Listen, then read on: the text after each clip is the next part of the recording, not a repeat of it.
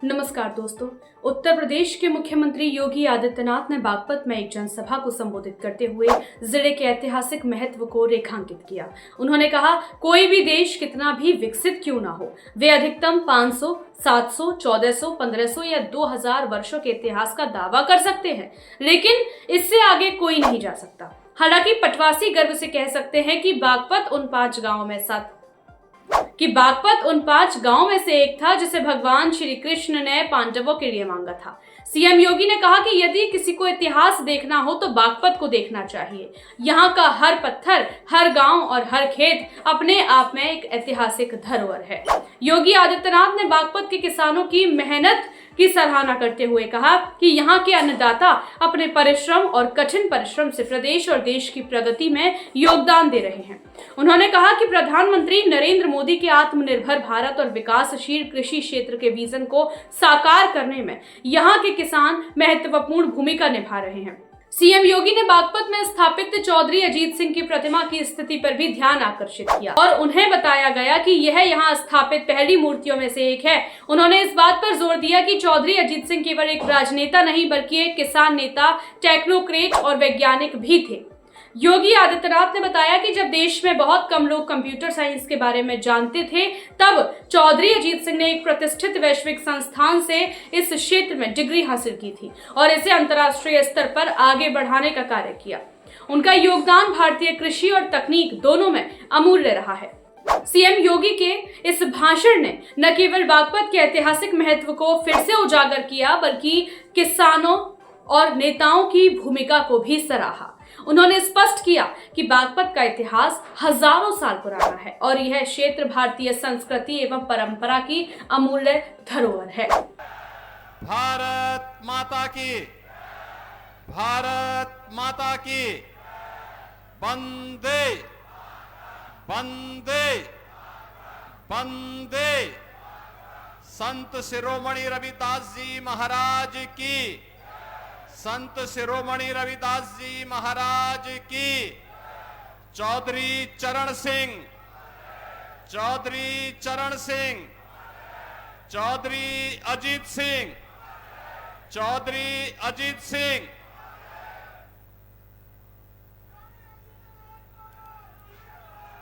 आज के इस कार्यक्रम में मंच पर उपस्थित केंद्र सरकार में कौशल विकास एवं उद्यमिता मंत्रालय के माननीय मंत्री चौधरी जयंत सिंह जी, उत्तर प्रदेश सरकार में मंत्रिमंडल के मेरे वरिष्ठ सहयोगी श्री अनिल कुमार जी, प्रभारी मंत्री बागपत श्री जसवंत सिंह सैनी जी, प्रदेश सरकार के राज्य मंत्री श्री केपी मलिक जी, लोकप्रिय सांसद श्री राजकुमार सांगवान जी, माननीय सांसद बिजनौर श्री चंदन सिंह चौहान जी,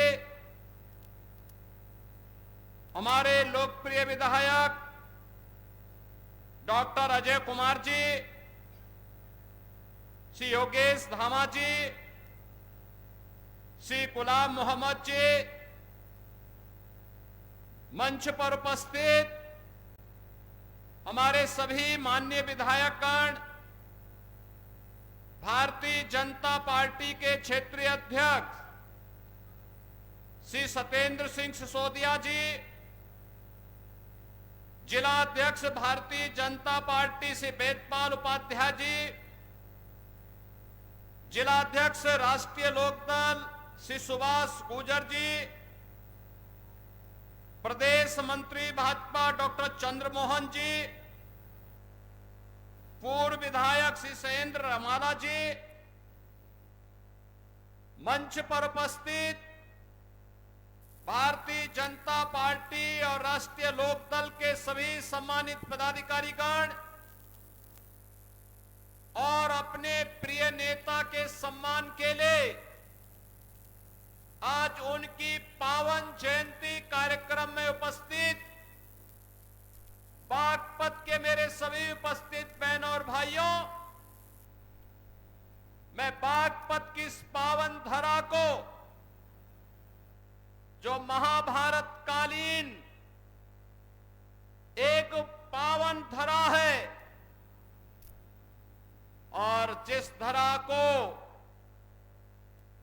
भारत के अन्नदाता किसानों के मसीहा के रूप में चौधरी चरण सिंह जी का सानिध्य प्राप्त हुआ हो, इस पावन धरा को कोटि कोटि नमन करते हुए आप सबका मैं अभिनंदन करता हूं। बहनों और भाइयों, ये एक दुर्लभ संजोग है। आज माघ पूर्णिमा है, संत शिरोमणि सदगुरु रविदास जी महाराज की पावन जयंती और अपने पूज्य पिता की विरासत को, दुनिया के प्रतिष्ठित पैकेज को छोड़ करके मातृभूमि की सेवा के लिए अपने आप को समर्पित करने वाले पूर्व केंद्रीय मंत्री चौधरी अजीत सिंह जी की भी पावन जयंती का कार्यक्रम है।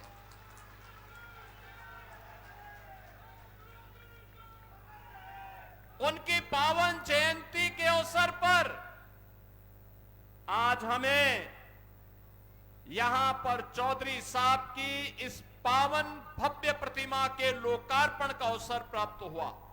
मैं इस अवसर पर उनकी स्मृतियों को नमन करते हुए प्रदेश सरकार और उत्तर प्रदेश वासियों की ओर से उन्हें विनम्र श्रद्धांजलि अर्पित करता हूं। बहनों और भाइयों, चौधरी अजीत सिंह जी, उनकी प्रारंभिक शिक्षा इस पश्चिमी उत्तर प्रदेश में होती है। वे कालविन तालुकदार कॉलेज लखनऊ में जाकर के उन्होंने सीनियर सेकेंडरी तक की शिक्षा अर्जित की। लखनऊ विश्वविद्यालय में उन्होंने बीएससी किया। अपने समय के प्रतिष्ठित आईआईटी खड़गपुर से उन्होंने बीटेक की डिग्री ली और उसके बाद एमएससी के लिए उन्होंने दुनिया के प्रतिष्ठित संस्थान यूएस के एक प्रतिष्ठित संस्थान में जाकर के शिकागो से उन्होंने एमएस की कंप्यूटर साइंस में डिग्री लेने के बाद वहीं पर उन्होंने प्रतिष्ठित कंप्यूटर कंपनी आईबीएम में कंप्यूटर साइंटिस्ट के रूप में सेवा प्रदान की। 2 दशक तक वहां कार्य करने के बाद उन्हें लगा कि नहीं, ये पैसा, ये प्रतिष्ठा अगर मैं देश की सेवा करके करूं, अपने अन्नदाता किसानों की सेवा करते हुए देश को आगे बढ़ाने में करूं तो और अच्छा होगा। और भारत वापस आने के बाद कुछ समय तक उन्होंने सेवा के कार्यक्रम को बिना किसी दलीय प्रतिबद्धता के साथ आगे बढ़ाया और 1986 से सक्रिय राजनीति में रह करके उन्होंने इस पूरे क्षेत्र को, प्रदेश को, देश को एक नेतृत्व देने की दिशा में आगे बढ़े। आज चौधरी अजीत सिंह जी हमारे बीच नहीं है, लेकिन उनकी स्मृतियां हैं, उनके द्वारा किए गए कार्य हैं, उनका अनुभव है, उनके द्वारा जो मार्गदर्शन दिया गया, उस कालखंड से जुड़े हुए लोग हमारे सामने मौजूद हैं। उस समय के युवाओं को, उनको जो नेतृत्व उन्होंने दिया था, वे आज जीवन के अलग अलग क्षेत्र में कार्य कर रहे हैं। उन सभी कार्यक्रमों को आगे बढ़ाते हुए आज केंद्र और राज्य सरकार चौधरी चरण सिंह जी की, चौधरी अजीत सिंह जी के इन कार्यक्रमों को आगे बढ़ाने का कार्य कर रही है। यही डबल इंजन सरकार की एक ताकत है और उस ताकत को आगे बढ़ाते हुए मुझे प्रसन्नता की अनुभूति हो रही है। बहनों और भाइयों, आज मैंने यहां पर देखा है बहुत भव्य प्रतिमा चौधरी अजीत सिंह जी की यहां पर लगी है और सचमुच ये पहली प्रतिमा, मुझे बताया गया पहली प्रतिमा यहां पर लगाई गई है। सचमुच जो प्रतिमा इस बात को दिखाती है, चौधरी अजीत सिंह जी में एक तेवर था, एक किसान का तेवर था, वे एक टेक्नोक्रेट थे, वे एक साइंटिस्ट थे और कंप्यूटर साइंस के बारे में जब देश में ना के बराबर लोग जानकारी लेते थे तब उन्होंने दुनिया की इस प्रतिष्ठित कंपनी के माध्यम से डिग्री लेकर के कंपनी के माध्यम से इस फील्ड में प्रवेश किया था। देश के जब इन्हें चुने गिने लोग कंप्यूटर साइंस के बारे में जानकारी लेते थे उस समय उन्होंने डिग्री लेकर के दुनिया में इस कार्यक्रम को आगे बढ़ाया।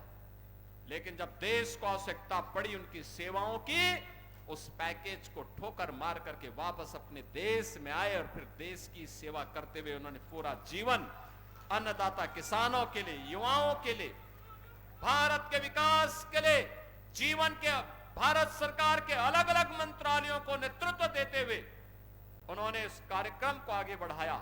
आज वे हमारे बीच नहीं है, लेकिन उनकी स्मृतियां हमारे बीच में है, उनका मार्गदर्शन हमारे बीच में है, उनके द्वारा किए गए कार्य हमारे बीच में है। उससे प्रेरणा लेकर के आगे बढ़ने की आवश्यकता है। बागपत तो उनके हृदय में बसता था, लगातार यहां के विकास के लिए चिंतित रहते थे। आज जो विकास हम पश्चिमी उत्तर प्रदेश में करा पा रहे हैं, ये चौधरी चरण सिंह जी को उनके द्वारा प्रदेश के अंदर मुख्यमंत्री के रूप में, केंद्रीय मंत्री के रूप में उनका जो मार्गदर्शन उस कालखंड में प्राप्त हुआ, उनके संदर्भों को लेकर के ही हम आगे बढ़ पाते हैं।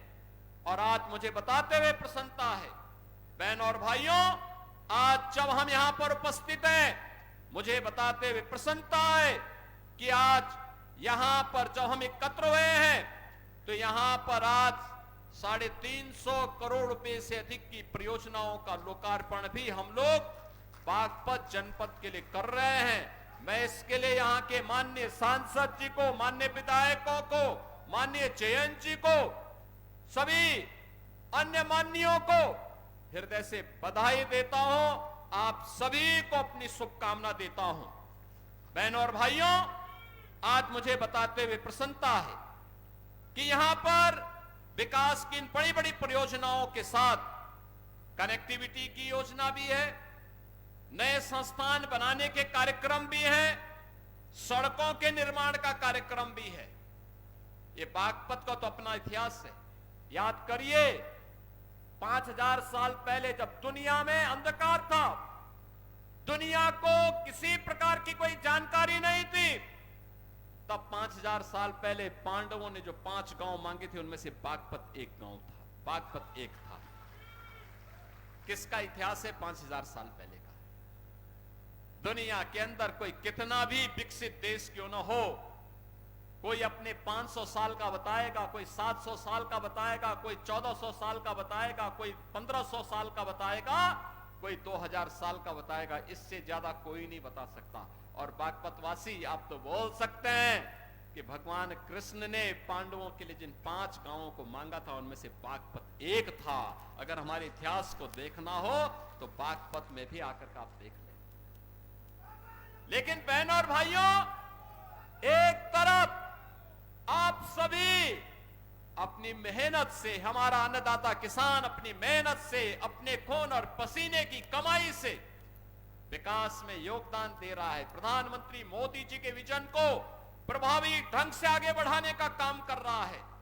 बागपत हो या मेरठ, बुलंदशहर हो या फिर गाजियाबाद, नोएडा या फिर हापुड़ या बिजनौर, मुजफ्फरनगर, शामली या सहारनपुर, इन सभी जनपदों के विकास के लिए लगातार कार्य कर रहा है। यहां का नौजवान लगा हुआ है, कार्य कर रहा है। और दूसरी तरफ कुछ लोग हैं जिनको ये विकास अच्छा नहीं लग रहा है। बहन और भाइयों, उनको अच्छा नहीं लगता। आपको बताते हुए मुझे बहुत प्रसन्नता की अनुभूति हो रही है। इस सदी का महाकुंभ चल रहा है प्रयागराज में। प्रयागराज महाकुंभ में आज माघी पूर्णिमा के अवसर पर भी करोड़ों लोग स्नान कर रहे हैं। प्रातः 4 बजे से ही मैं उस व्यवस्था में लगा था। मेरे सामने कल एक परसों असमंजस की स्थिति थी कि मैं यहां पे प्रतिमा अनावरण कार्यक्रम में आ पाऊंगा कि नहीं आ पाऊंगा। लेकिन जब चौधरी जयंत जी का फोन आया, उन्होंने कहा कि कैसे होगा।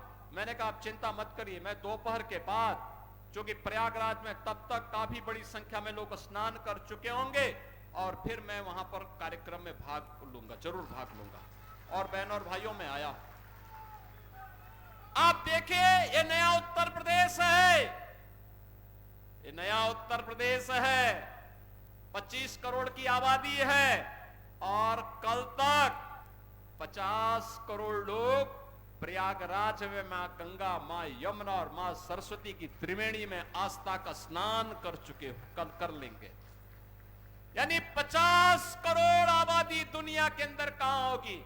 उत्तर प्रदेश वासियों, आप दुनिया को बता सकते हैं कि आइए, आपको आस्था का स्नान करना हो, हमारे प्रयागराज में आइए। 50 करोड़ लोग महाकुंभ में स्नान किए। लेकिन कुछ लोगों की आदत है, चोरी छिपे उन लोगों ने कोरोना की वैक्सीन लगवाई, लेकिन दुनिया को कहते रहे अरे मत लगाओ। ऐसे ही चोरी छिपे, वो तो आज के दिन पे बहुत कोई छुप नहीं सकता। चोरी छिपे चुपचाप संगम में डुबकी लगा करके आ गए। लेकिन जनता जब पुण्य का भागीदार बनने के लिए, स्नान करने के लिए जा रही है, कह रहे मत जाओ मत जाओ। लेकिन जनता कहां मानने वाली है। जनता तो उनकी असलियत जान चुकी है। और इसे करोड़ों की संख्या में श्रद्धालु जाकर के आज भी और 26 फरवरी तक रेला इसी प्रकार से आगे बढ़ता रहेगा, कोई संदेह नहीं। लेकिन एक बात समझ में नहीं आता है, जब इनको अवसर मिला था तब इन्होंने कुछ नहीं किया।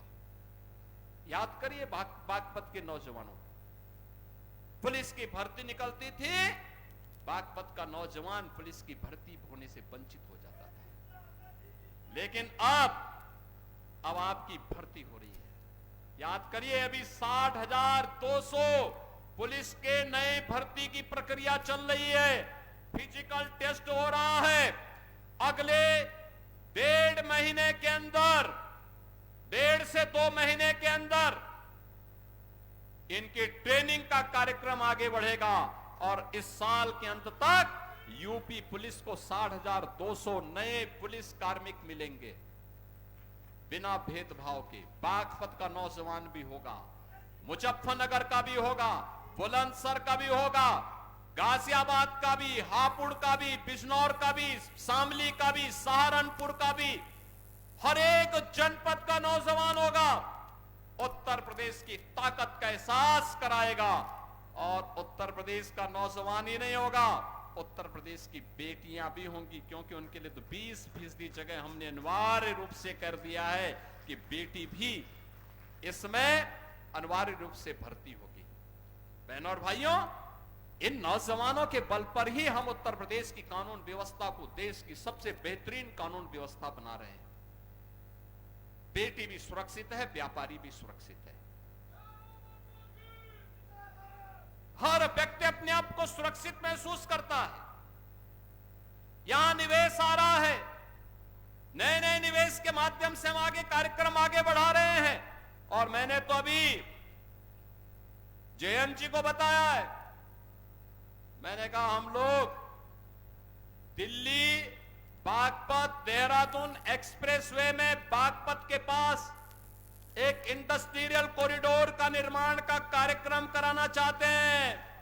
यहां इंडस्ट्री लगे, इस कार्यक्रम को हम आगे बढ़ाना चाहते हैं। बस उसमें आप लोगों का आशीर्वाद और सहयोग प्राप्त होगा तो हमारे स्तर पर कहीं कोई संदेह नहीं, उस कार्यक्रम के लिए हम लोग पैसे की व्यवस्था भी कर चुके हैं। बहनों और भाइयों, ये कार्यक्रम इसी रूप में आगे बढ़ेंगे।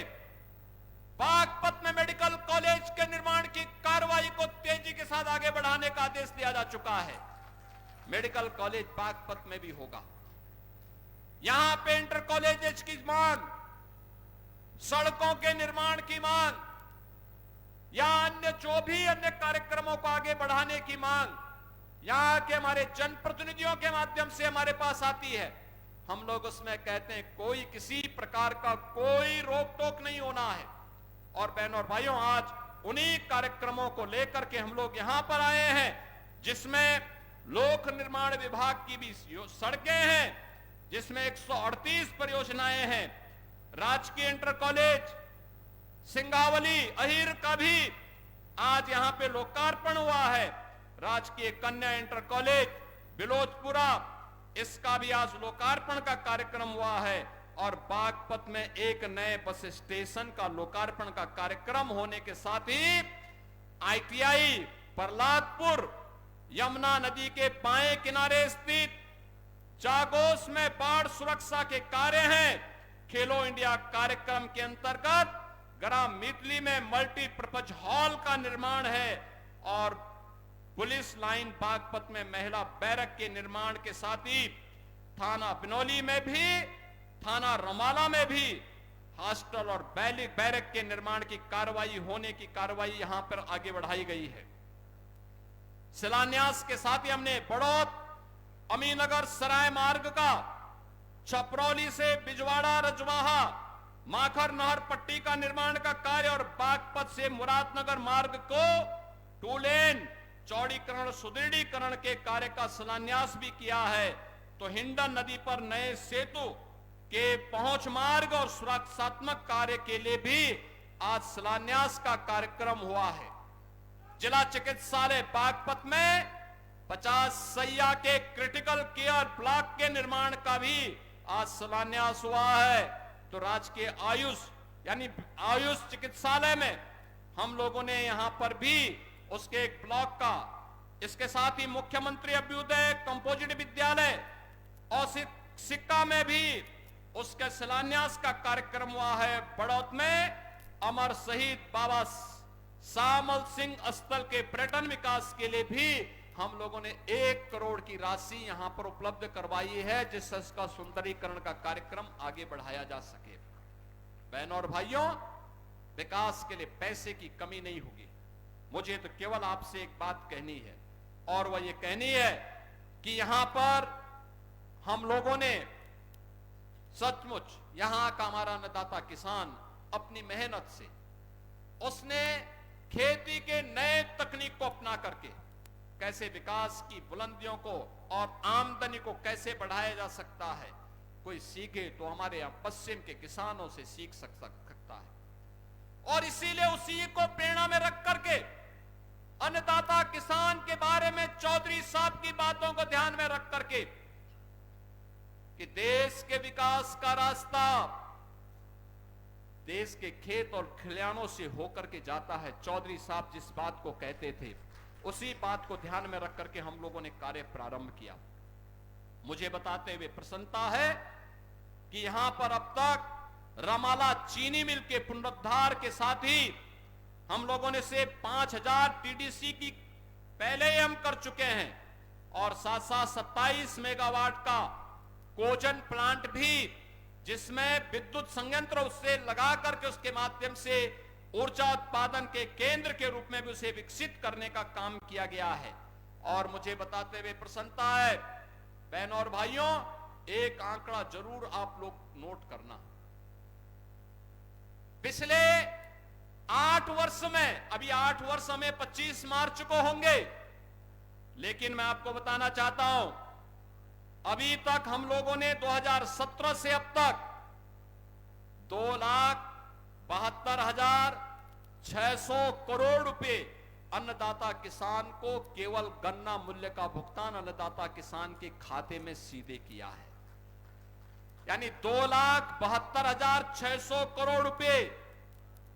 और मुझे बताते प्रसन्नता है कि 2023-24 का 99.8 5.1% का गन्ना मूल्य का भुगतान हम लोग कर चुके हैं।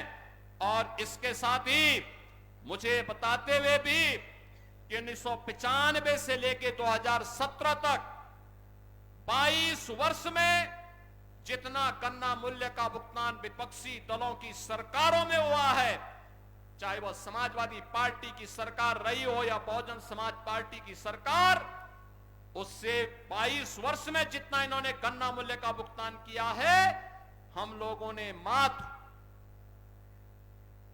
8 वर्ष में, 8 वर्ष से कम समय में उससे ज्यादा लगभग 60,000 अधिक गन्ना मूल्य का भुगतान अब तक हम किसानों को कर चुके हैं। यानी उनका 22 वर्ष, हमारे 8 वर्ष उस पे हावी हैं। इसका मतलब अन्नदाता किसान के लिए अच्छी दिशा में सरकार ने कार्य प्रारंभ किया है और सरकार इस कार्यक्रम को आगे बढ़ाने का कार्य कर रही है। मैं आज के इस अवसर पर आप सभी को इस बात के लिए आश्वस्त करता हूं कि अन्नदाता किसान हो, नौजवान हो, एक एक पाई अन्नदाता किसान के खाते में जाएगी। अन्यथा चीनी मिल को हम लोग सरकारी अधिग्रहण लेकर के उस पे हम उसको सरकार के माध्यम से चलाने का काम करेंगे। और कोई भी व्यक्ति हर किसान हर चीनी मिल को अच्छे ढंग से चलाएंगे। हमने पिछले आपने इस बात को देखा होगा कि ये वह सरकार है जिस सरकार ने 3 नई चीनी मिलें लगाई है, 8 चीनी मिलों का विस्तारीकरण किया है और साथ साथ 120 चीनी मिलों में से 105 चीनी मिलें ऐसी हैं जो 10 दिन के अंदर, 1 सप्ताह से 10 दिन के अंदर गन्ना मूल्य का भुगतान कर रही हैं। 15 चीनी मिलें जो गन्ना मूल्य के भुगतान में थोड़ा लेट हैं, उनको भी समयबद्ध तरीके से गन्ना मूल्य भुगतान के लिए प्रेरित किया जा रहा है। बहनों और भाइयों, मैं अन्नदाता किसानों से भी और नौजवानों को भी इस बात के लिए आश्वस्त करता हूं, अब अन्नदाता किसान की जेब पर कोई डकैती नहीं डाल सकता। अब नौजवान की नौकरी पर कोई डकैती नहीं डाल सकता। अब यहां पश्चिमी उत्तर प्रदेश की सुरक्षा पर, बेटी और व्यापारी की सुरक्षा पर कोई सेंध नहीं लगा सकता है। अगर कोई लगाएगा तो उसका खामियाजा भी भुगतने के लिए उसको तैयार होना होगा। और इसी के लिए आज सरकार आपको आश्वस्त करने के लिए आई है। आज के इस अवसर पर मैं आप सबको एक बार फिर से माघ पूर्णिमा की हृदय से बधाई देता हूं। आज संत रविदास जी की पावन जयंती पर सरकार ने इसीलिए अवकाश घोषित किया था कि लोग पावन नदियों में, सरोवरों में स्नान कर सकें, उसका आनंद भी ले सकें, संत शिरोमणि के प्रति अपनी श्रद्धा को व्यक्त भी कर सकें। और इसके साथ ही सरकार ने यह भी तय किया है कि हम लोग इन महापुरुषों से जुड़े हुए सभी कार्यक्रमों को आगे बढ़ाने का कार्यक्रम करेंगे। मैं एक बार फिर से अन्नदाता किसानों के प्रति पूरा जीवन समर्पित करने वाले चौधरी अजीत सिंह जी की इस पावन जयंती के अवसर पर उनकी प्रतिमा अनावरण कार्यक्रम में उनके प्रति एक बार फिर से विनम्र श्रद्धांजलि अर्पित करते हुए अपनी वाणी को विराम देता हूं। मेरे साथ बोलेंगे भारत माता की, भारत माता की, भारत माता की, वंदे वंदे वंदे। जनपद बागपत की धरती माननीय मुख्यमंत्री महोदय के आशीर्वचनों से आज कृतार्थ हुई है। इसके लिए हम हृदय से माननीय मुख्यमंत्री महोदय का